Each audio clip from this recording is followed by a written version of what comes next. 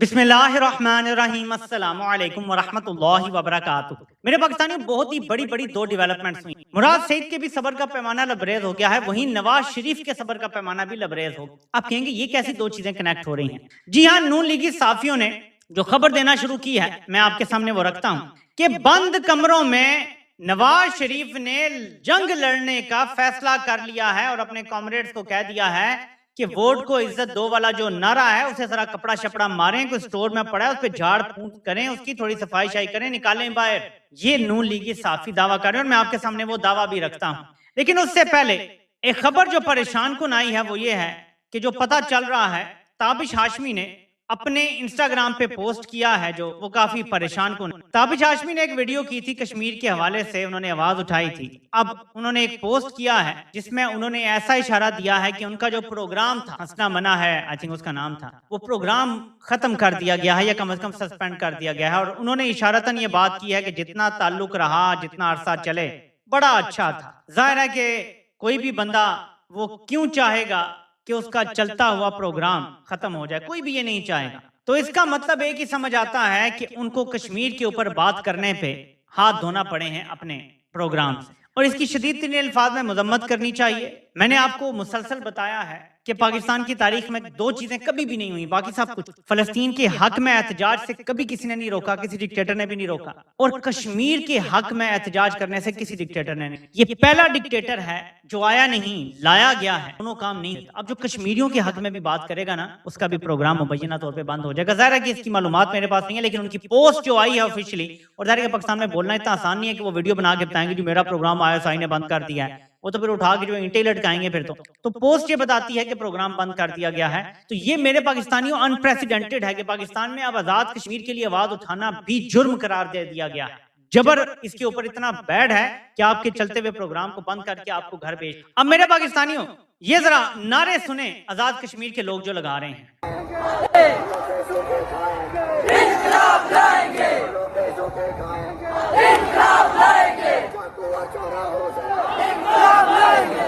अवाम का जम्मे गफीर है जो नारा लगा रहा है रूखी सूखी खाएंगे, इनकलाब लाएंगे। अब पता इन सो कॉल्ड हुक्मरानों को सब कुछ है कि लावा पका हुआ है, बिल्कुल सब कुछ सर पे है, लेकिन इनकी गेम जरा आप देखें। पंजाब से आए थे। फिर किसके लिए आए थे?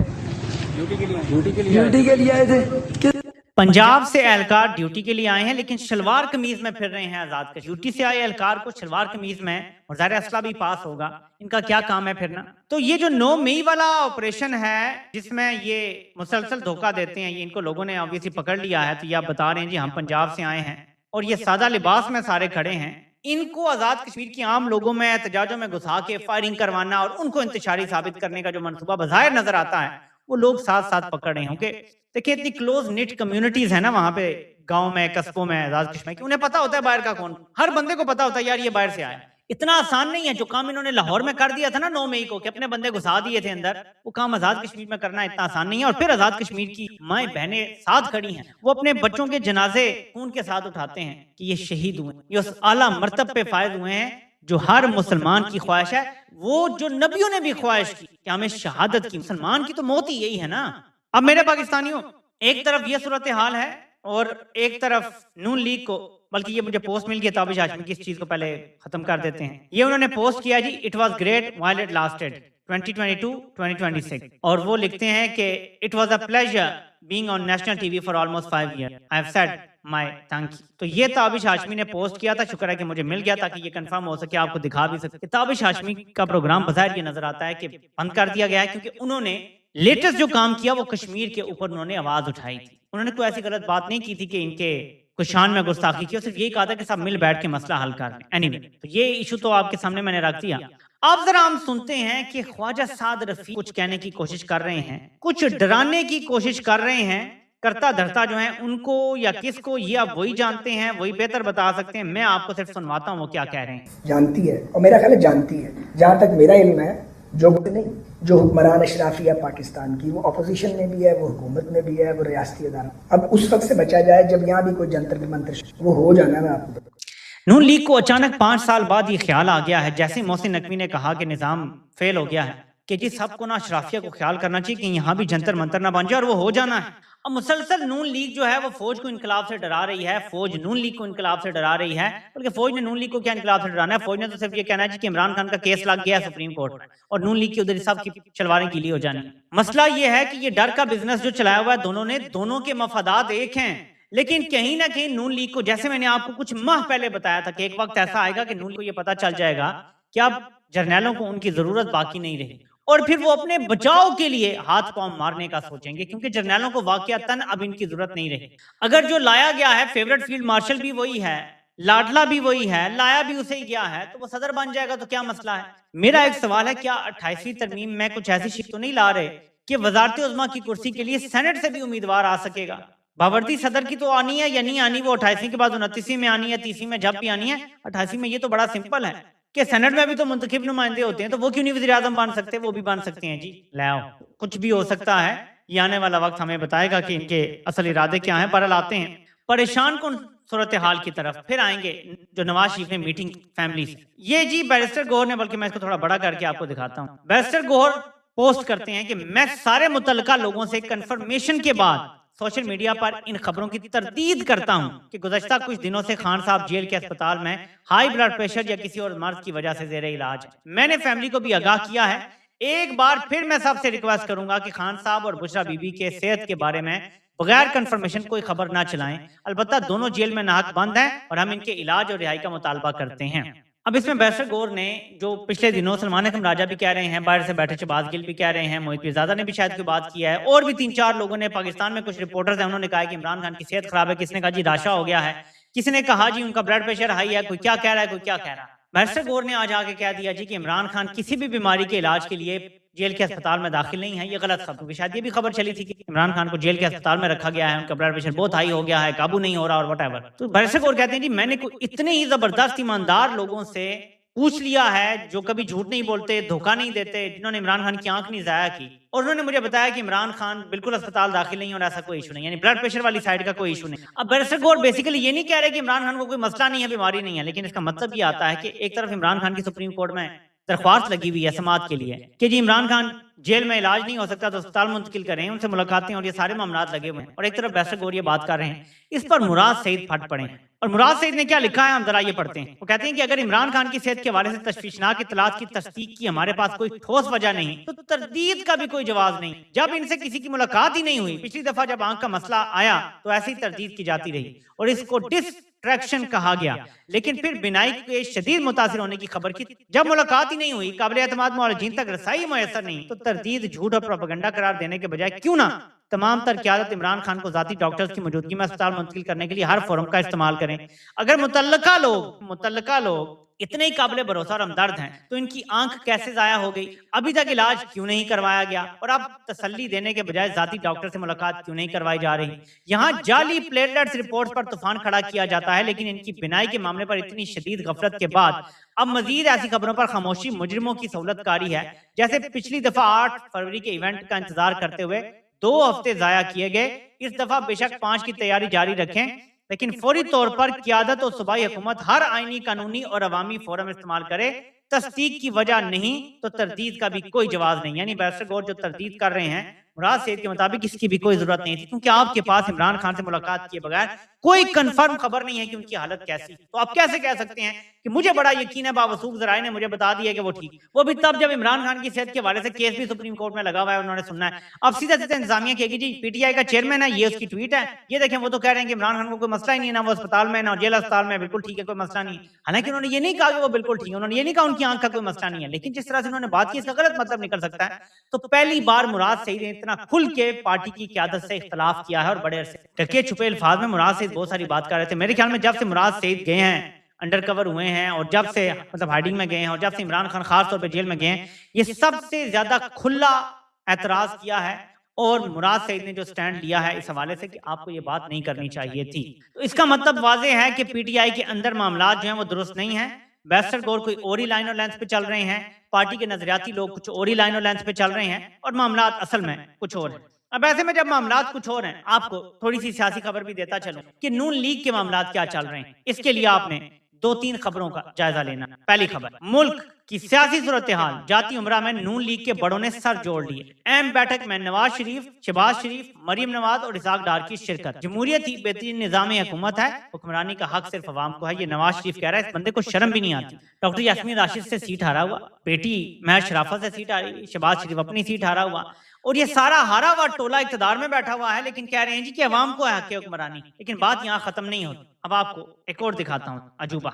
ये सरेंडर लीग है बुनियादी तौर पे। कहते हैं जी मोहसिन नकवी ने सिस्टम की कसम पुरसी पे अपने ख्यालात का इजहार किया। मैं ज़ाती तौर पर इन ख्यालात से कमोबेश इत्तेफाक करता हूँ। नकवी साहब तो माशाल्लाह खुद एक पावर हाउस हैं। मैं भी बहैसियत एक सियासी वर्कर शिद्दत से महसूस करता हूँ सिस्टम का इर्तिका, एवोल्यूशन का प्रोसेस दाइयों से ग्रोही और जाती मफादात की किताबें हैं और इसको आजाद करने की जरूरत है। मजीद वो नीचे लिखते हैं जाके, नकवी साहब निजाम के इंतहाई ताकतवर ओहदों पे 3.5 साल से फायज हैं। अगर वो चाहते तो निजाम की तब्दीली की बात या पेशरफ इस अरसे में कर सकते थे। चले देर आयत दुरुस्त आयत। कल DGISPR ने नेशनल एक्शन प्लान के 13 नकात या पॉइंट का जिक्र किया। एक पॉइंट ये पे अमल दरामद जो हमारी अफवाज के जिम्मे था, इस पे अमल दरामद और तकमील जारी। अच्छा, इस पे अमल दरामद और तकमील जानों की कुर्बानियों से हो रहा है। बाकी 12 पॉइंट वजारते दाखिला जिम्मेदारी हैं जिन पे अमल दरामद नहीं हुई। साहब से सीली का आगाज नेशनल एक्शन प्लान पे अमल दरामद से करें, सिस्टम में तब्दीली का आगाज अपनी वजारत से करें। सिर्फ हमारी काबिल एहतराम ताजिर बरादरी ही नहीं, पूरी कौम आपके साथ है। तो ख्वाजा आसिफ ने डरते डरते सहमे सहमे मोहसिन नकवी को कहा है कि सर अगर तब्दीली लानी है, सर जी प्लीज अगर तब्दीली लानी है तो थोड़ा अपनी वजारत को देख लें। नेशनल एक्शन प्लान के सारे काम तो आपने करने थे। ये लोग मोहसिन नकवी से भी डरे बैठे हैं। ये क्या लड़ेंगे, ये क्या स्टैंड लेंगे, ये क्या जमहूरियत की बात करते हैं, किस मुंह से करते हैं, जिनको फॉर्म 47 ऐसा ठप्पा लगा हुआ है, ऐसा दाग लगा हुआ है जो धोए नहीं धुलेगा। वो क्या खड़े होंगे? बहरहाल खड़ा उन्होंने क्या होना है, ये खबर ही देख लें। हमजा शहबाज अहले खाना के साथ आज रात 2 बजे यूरोप रवाना हो। एक बेटा तो फैमिली समेत यूरोप जा रहा है जैसे ही हालात खराब हुए। अब दूसरे सूरत हाल देख लेते हैं। तलत हुसैन साहब आए हैं जी कि नवाज शरीफ डट गया है, वो डट गया है, बस अब नहीं छोड़ेगा। जरा पोस्ट देखते हैं। अब आपने ये सुनना है, ये खबर है और बड़े ठोस तरीके से दी जा रही है। PMLN has decided to take the reset plan head on. यानी रीसेट प्लान दिया है, नून लीग ने फैसला किया है कि हम इसको टक्कर देंगे, हम फौज को टक्कर देंगे। Nawaz Sharif red lines on the matter are already out in public, reflected through Rana Sana and Khwaja Asif statements and the press release after his meeting with PM Shehbaz in the presence of Maryam Nawaz and Ishaq Dar. Mohsin Naqvi's narrative might have escaped a full-on counter-punch, but after DGISPR's endorsement of the reset idea, PMLN seems to sense that it's a speak now और regret forever moment. खबर ये है कि नून league ये समझ रही है कि मोहसिन नकवी ने तो चलो बात की खैर थी, लेकिन जब DGISPR ने भी वही बात कर दी तो इसका मतलब है कि अब हमें कुछ बोलना पड़ेगा। अगर हमने अब चूं चांच की भी ना की तो बहुत देर हो और हम सारी जिंदगी पछताएंगे।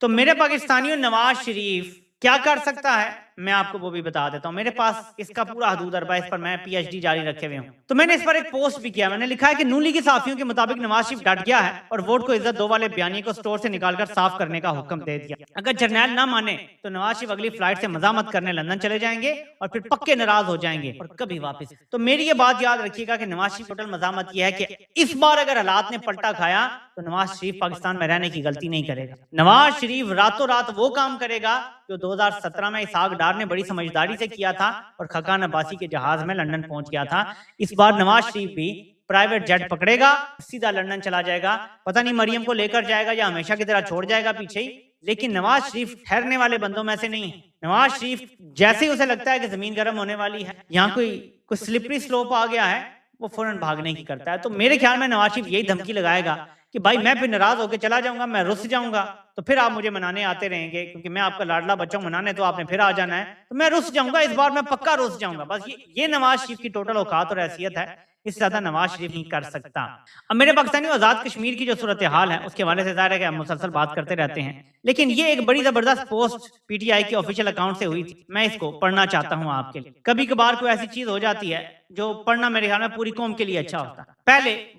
पहले वो बलोच के लिए आए 48 और 58 में, हम खामोश रहे। फिर वो मशरक़ी पाकिस्तान के लिए आए 71 में, हम खामोश। फिर वो शिया के लिए आए 80 की दहाई में, हम खामोश रहे। फिर वो कराची के लिए आए 90 की दहाई में, हम खामोश रहे। फिर वो हजारा के लिए आए कोयटा में, हम खामोश रहे। फिर वो वजीरिस्तान के लिए आए 2004, हम खामोश। फिर वो फाटा के लिए आए, हम खामोश रहे। फिर वो पख्तून के लिए आए, जब PTM ने पूछा क्यों, हम खामोश रहे। फिर वो अफगान महाजरीन के लिए आए, हम खामोश रहे। फिर वो मुख्तलिफ सियासी जमातों और ग्रोहों के लिए आए, हम खामोश रहे। फिर वो आज़ाद कश्मीर के लिए आए, हम खामोश रहे। और फिर वो हमारे लिए आए और तब बोलने वाला कोई ना बचा। ये खामोशी नहीं, ये हमारा इज्तिमाई जुर्म है। तो मेरे पाकिस्तानियों, आज की वीडियो को भी मैं यहीं पे ख़त्म करना चाहूँगा कि खामोशी जुर्म है।